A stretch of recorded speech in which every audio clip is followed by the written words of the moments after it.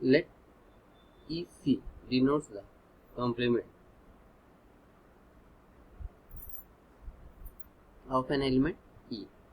E1, E2, E3 be any independent pairwise independent, क्या है pairwise independent events with P of E1 greater than 0 and P of E1 intersection E2 intersection E3 is equal to 0 when this is equal to, देखिए क्या given हमको E1 comma E2 comma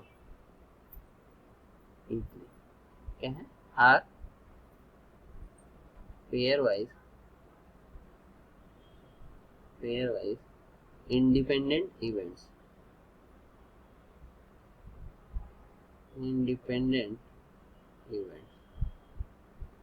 अब pairwise independent event होगा तो क्या होगा P of E1 intersection E2 बराबर P of E1 into P of E2 होगा। उसके बाद पेयर वाइज है तो E1 E2 इंडिपेंडेंट होगा, E1 E3 इंडिपेंडेंट होगा, तो P of E1 intersection E3 कितना हो जाएगा P of E1 P of E3 होगा। और उसके बाद P of E2 intersection E3 आ गया तो कितना हो जाएगा P of E2 into P of E3 हो जाएगा। तो ये हो गया हमारा, अगर E1 E2 E3 pair wise independent event होगा ये हो जाएगा, ठीक है। अब उसके बाद कह रहा है P of E1 जो है ग्रेटर देन 0 है एंड हमको गिवन है, एंड गिवन क्या है, गिवन है P of E1 intersection E2 intersection E3 क्या है 0, ठीक। तो देखिए हमसे पूछ रहा है कि P of E2 complement intersection E3 complement by E1 ये कितना होगा। तो देखिए हम जानते हैं we know क्या जानते हैं P of A by B का मतलब होता है P of A intersection B by P B होता है। इसका हम क्या करेंगे यूज करेंगे, तो यहाँ से आ जाएगा हमारे पास P of E1 intersection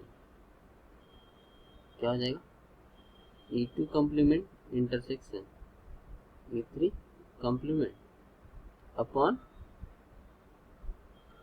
P of E1। देखिए A by B है तो A इंटरसेक्शन B, तो ये हमारा हो गया A intersection B upon P B। अब देखिए इसको देखते हैं क्या लिख सकते हैं E1 इंटरसेक्शन, ये पूरा कॉम्प्लीमेंट नहीं है, ये मैंने इसके लिए खींचा है, ये कॉम्प्लीमेंट नहीं, ये बस समझने के लिए। ये एक जो हमारा क्या है ये एक ये। अब देखिए 3 सेट है मान लेते हैं हमारे पास, 1 2 और ये 3, ठीक है। मान लेते हैं ये हमारे पास है E2 E3 ये है E1। अगर वेन डायग्राम बनाए तो ये होगा,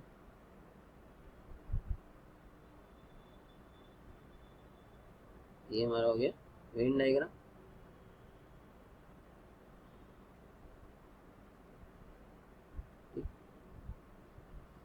अब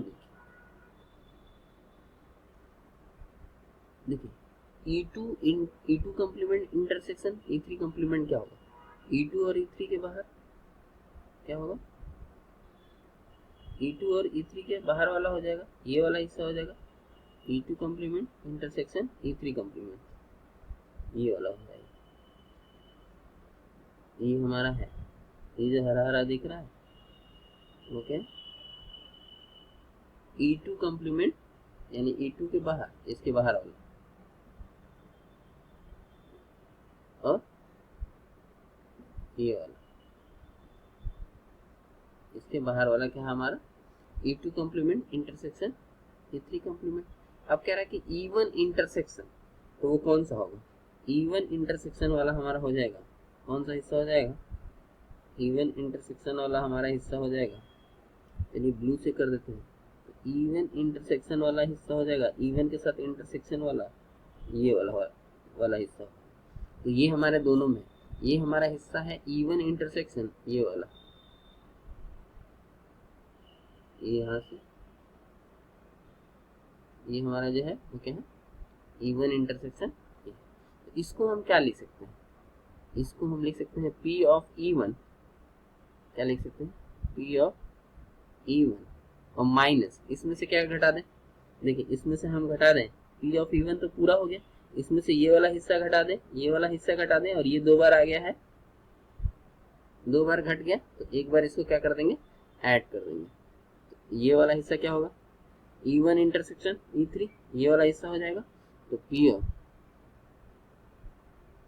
E1 intersection E3 plus P of E2 intersection E3, ठीक है, मतलब ये प्लस ये। अब देखिए ये वाला जो इंटरसेक्शन वाला हिस्सा है जो दोनों का है, E1 E2 E3 का है, क्या हो गया? 2 बार। इसको हम कर देंगे minus P of E1 intersection E2 intersection E3। तो ये हमारे पास हो गया E1 इंटरसेक्शन E2 का कॉम्प्लीमेंट इंटरसेक्शन E3 का कॉम्प्लीमेंट, अपॉन क्या आ जाएगा? अपॉन P ऑफ E1, ठीक है।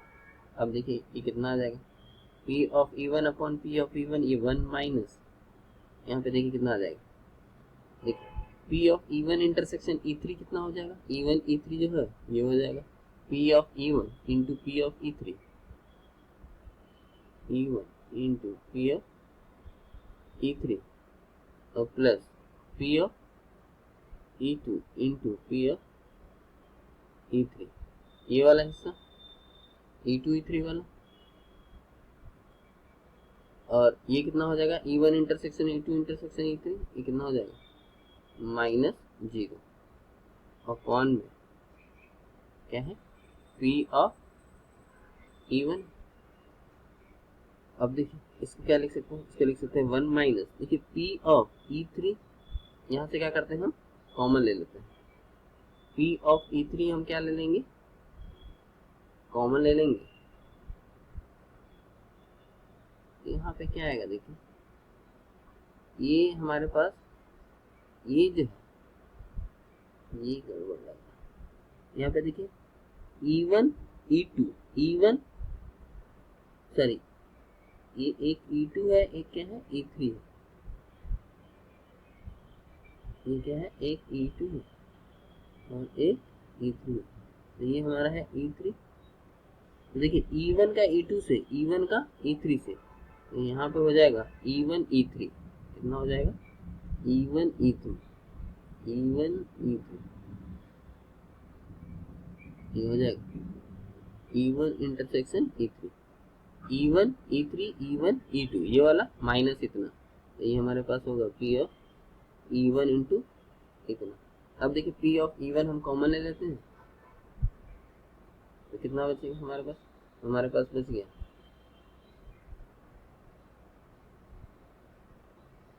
E1 E2 और E1 E3, E1 E2, देखिए क्या है? E1 का E2 से और E1 का E3 से, तो E1 E3 और सॉरी E1 E3 हम कर चुके हैं, E1 E2, देखिए E1 का E2 से और E1 का E3 से, E1 E2 plus E1 E3, देखिए ये E1 E2 E1 E3, ये आ जाएगा E1, यहाँ पे आ जाएगा E2, ये आ जाएगा P of E2 plus P of E3, कितना आ जाएगा?